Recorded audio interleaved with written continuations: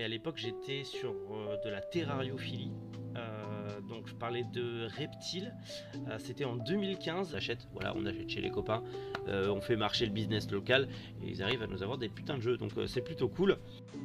Capitaine Merrick McNeil, journal de bord avril 2017. Et ça sera pour tout achat de 2 mangas, mais 2 mangas des éditions. Bonjour à tous, c'est Nelliv et aujourd'hui on s'attaque à une grosse chaîne.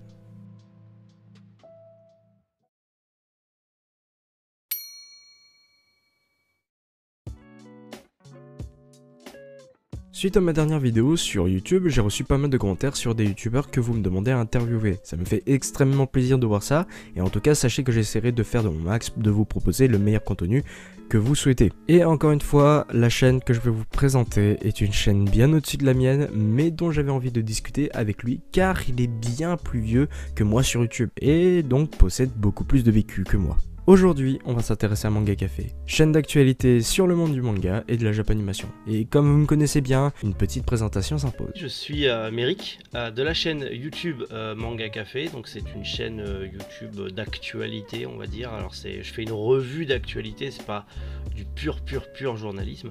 C'est une revue d'actualité où en fait je parle de l'actualité en règle générale. À côté de ça, le week-end, soit je parle de mangas qui m'ont plu, de mes lectures ou de mes achats, ou des contenus un petit peu plus divertissement pour varier un petit peu plus, ou parfois des reportages. De temps en temps je sors des petits reportages comme ça sur l'industrie du manga en règle générale. C'est ce que je fais sur YouTube. Notre Merrick a débuté sur YouTube il y a de cela bien longtemps, seulement son contenu était bien différent du manga game d'aujourd'hui, puisqu'il a commencé avec de la terrariophilie en 2015. À l'époque j'étais sur de la terrariophilie. Donc je parlais de reptiles.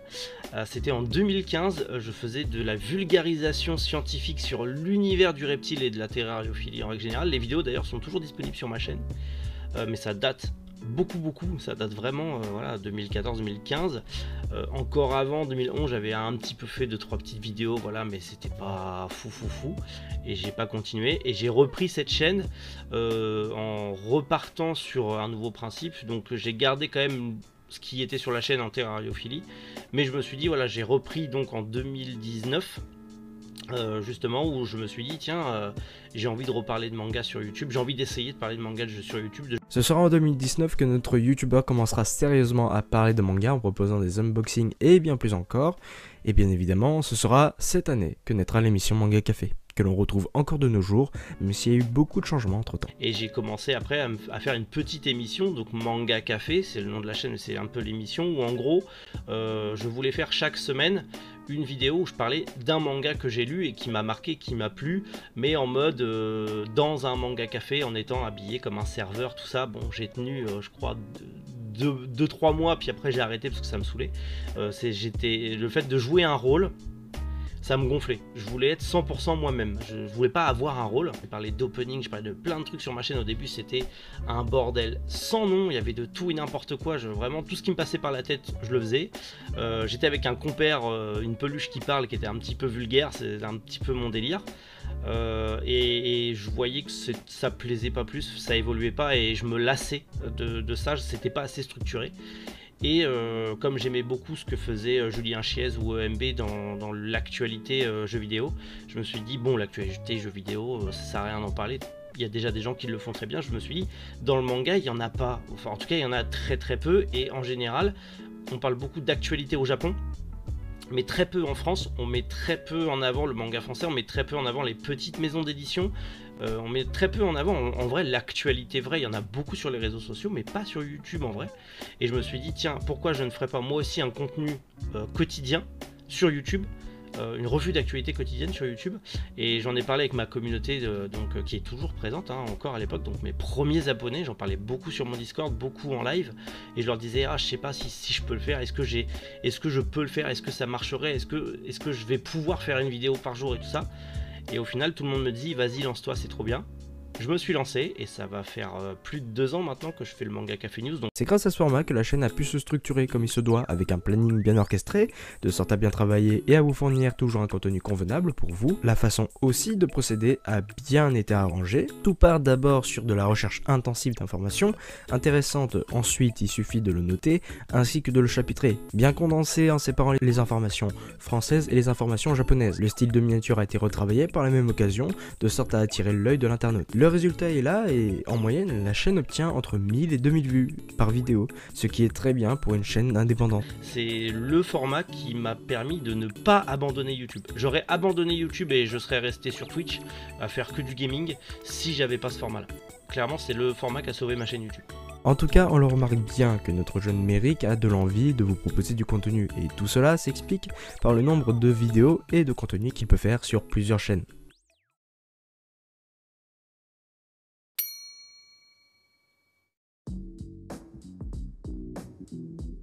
Bon, il est vrai que pour ce chapitre, je ne vais pas aller chercher bien loin, mais partons du principe que je ne connais pas sa chaîne YouTube et que je viens tout juste de découvrir suite à sa dernière vidéo sortie à ce jour.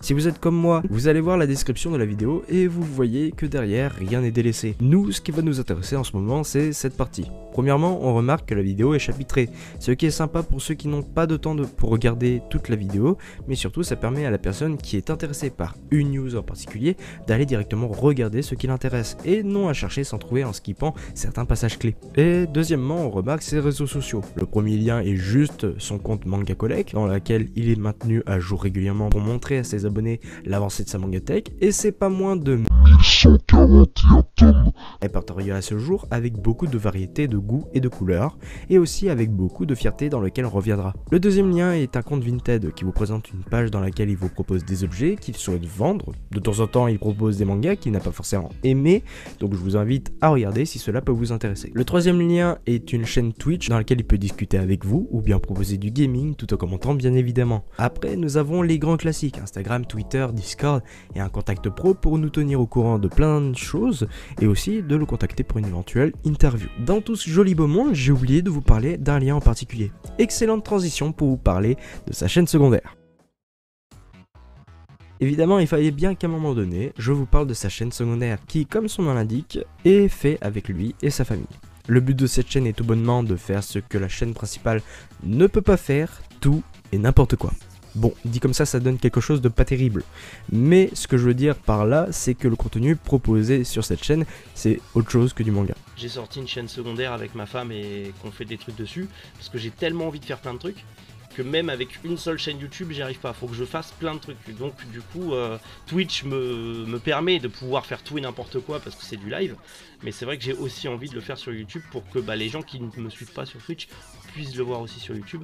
Et c'est pour ça que je m'impose ce rythme-là, parce que je fonctionne tellement à 10 000 à l'heure que faire 1 à 2 vidéos par semaine, comme je le faisais avant, je faisais vraiment au tout début, avant d'en faire quotidiennement, j'étais à 2 puis à 3 par semaine et je m'ennuyais en fait.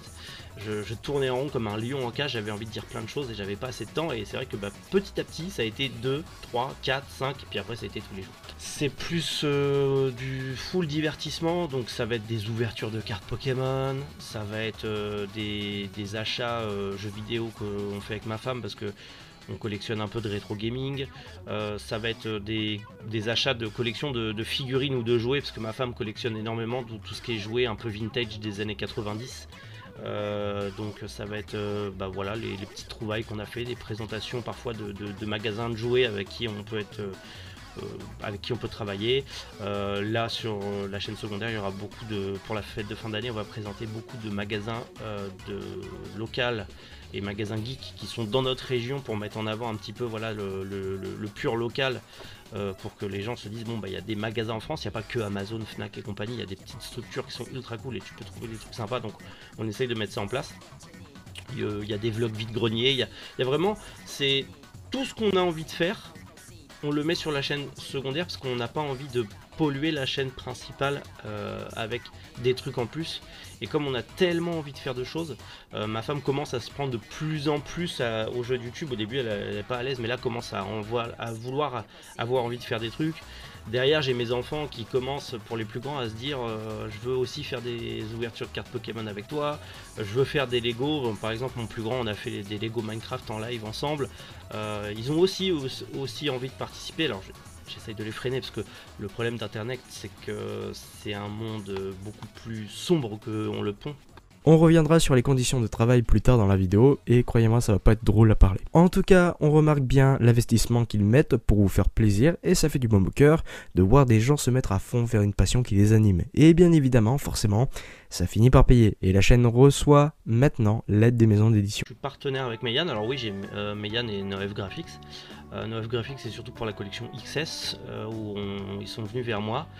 J'ai eu Kazee à une époque qui était venu vers moi pour quelques petites présentations de séries.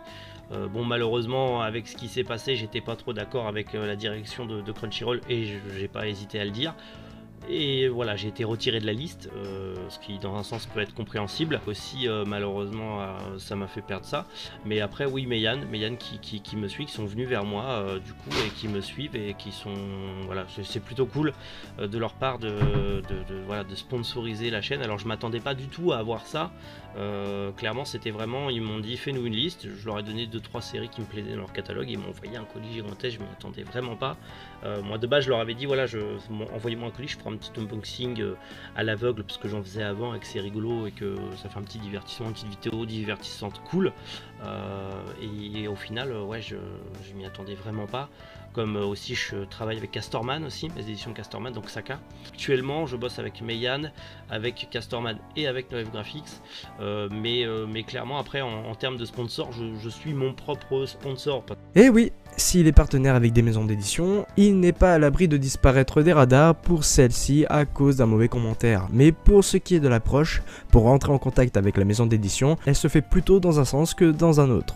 Ou en gros c'est plutôt la maison d'édition qui vient vers nous et pas l'inverse. Mais le conseil que peut donner Méric et moi-même c'est tenter si vous voulez vraiment être partenaire de votre maison d'édition préférée. Franchement bravo à lui de continuer et d'avoir tenu jusque là parce que croyez-moi il s'en prend vraiment beaucoup, même pour un youtubeur indépendant. Je vous le dis, entre vous et moi, cette partie ne va pas me faire plaisir autant qu'à vous qu'à moi. Je ne vais pas me répéter pour autant, mais sachez que Méric s'en prend plein la gueule, à cause de sa grande gueule.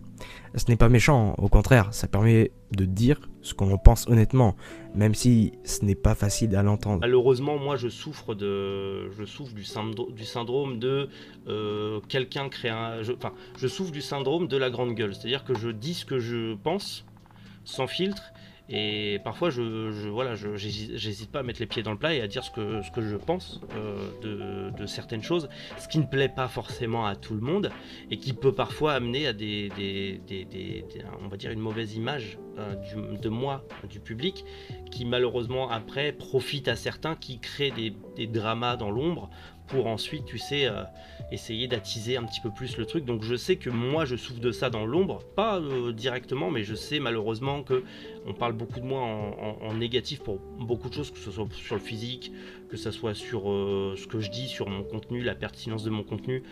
J'ai eu beaucoup de critiques par exemple en mode ah ça va, c'est pas compliqué de parler de Manga d'aller sur Manga News et de parler des news, tout le monde sait le faire, c'est bidon comme contenu, enfin tu vois des trucs un peu comme ça méchants.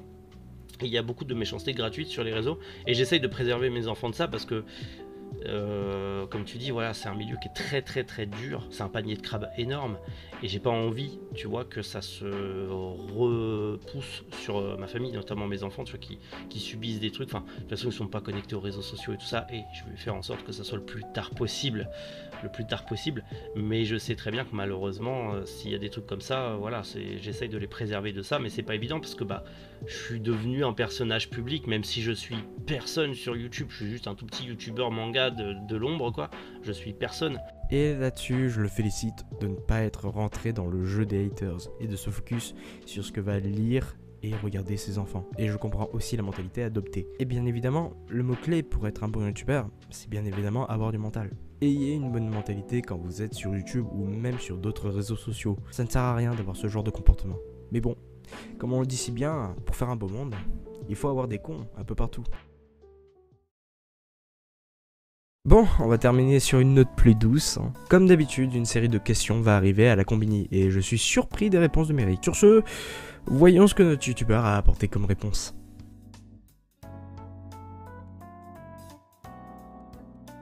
Si je devais en choisir un, ça serait Shaman King, parce que c'est clairement un manga de cœur pour moi qui m'a suivi depuis des années, et ça a été le premier manga que j'ai eu vraiment à moi.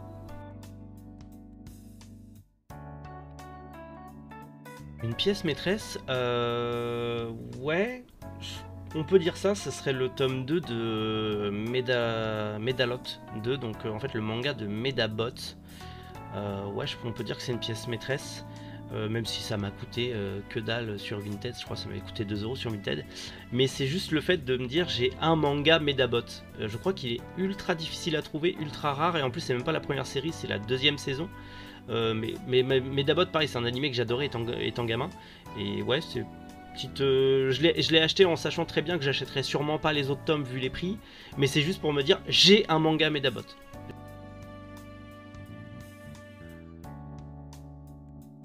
Ma fille a lu Chi, parce qu'elle regarde sur Netflix et elle a beaucoup aimé. Souvent ce que je dis à mes enfants, enfin moi le plus grand me dit clairement non, je vais pas lire ça parce que c'est le truc à papa, alors qu'il vient de découvrir qu'en fait c'était aussi pour les enfants quand il a été à la bibliothèque avec l'école. Mais si je devais leur donner un conseil, c'est d'être curieux et de lire ce qui leur plaît et de potentiellement lire ce qu'ils ont déjà vu en animé à la télé, comme ma fille l'a fait avec Chi. C'est de peut-être lire déjà ce qu'ils regardent en dessin animé, et de voir après, ils ont bien le temps de se divertir, de lire plein de choses différentes et de voir ce qui leur plaît, ce qui leur plaît pas, même si je serai toujours derrière pour les conseiller et surtout toujours derrière pour leur éviter de lire certaines choses qui n'ont pas encore l'âge de lire. C'est une chose que moi je n'ai pas eu à mon époque, et c'est pour ça que à 12-13 ans j'ai lu du Berserk et du Parasite et que j'ai fait des cauchemars.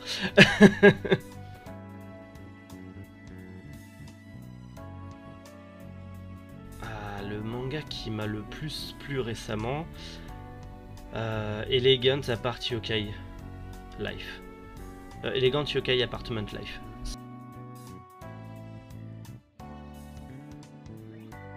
Tout simplement aimer ce qu'ils font, d'aimer ce qu'ils font, faire ce qu'ils aiment en tout cas, de ne pas écouter. Je pense que le meilleur conseil que je pourrais te donner, parce que je l'ai vécu, c'est de ne pas écouter la critique gratuite et surtout de ne pas écouter ceux qui vont vous dire que ce que vous lisez c'est de la merde, parce qu'on l'entend souvent dire ouais tu lis ça c'est de la merde, ouais faut que tu lises plutôt ça, ouais n'écoutez pas, lisez ce que vous aimez, lisez ce que vous avez envie de lire, regardez même ou jouez à des jeux vidéo, enfin faites ce que vous aimez et n'écoutez pas les gens qui vont critiquer gratuitement sans développer, sans apporter rien, parce que malheureusement c'est une perte de temps d'accorder du temps à ces gens-là qui eux cherchent qu'une seule chose, c'est à vous faire perdre votre temps, et votre temps est unique et précieux. Donc faites ce que vous aimez et entourez-vous des gens que vous aimez, c'est le plus important. Merci en tout cas d'avoir regardé cette vidéo, en tout cas ça me fait extrêmement plaisir que cette série vous plaise, autant à vous qu'à moi. Et ouais, cette vidéo m'a pris énormément de temps. Je pense qu'avoir travaillé plus de 10 heures sur les recherches, etc., d'informations, etc. En tout cas, merci à Méric d'avoir participé pour cette vidéo. Et sur ce, n'hésitez pas à me dire dans les commentaires quel youtubeur vous voulez que je fasse la prochaine fois. Je vais éviter de faire que des grosses chaînes. Je vais plutôt m'intéresser à faire des petites chaînes. Comme ça, ça met en avant les petites chaînes que voilà, il faut soutenir, hein, comme la mienne, hein, qui est aussi une petite chaîne. Hein, et puis voilà. Et puis sur ce, j'espère que vous serez contents. Abonnez-vous, partagez la vidéo comme d'habitude. Le petit pouce bleu aussi, ça aide énormément. Et je vous dis à très bientôt pour une prochaine vidéo. C'était Nelive, ciao.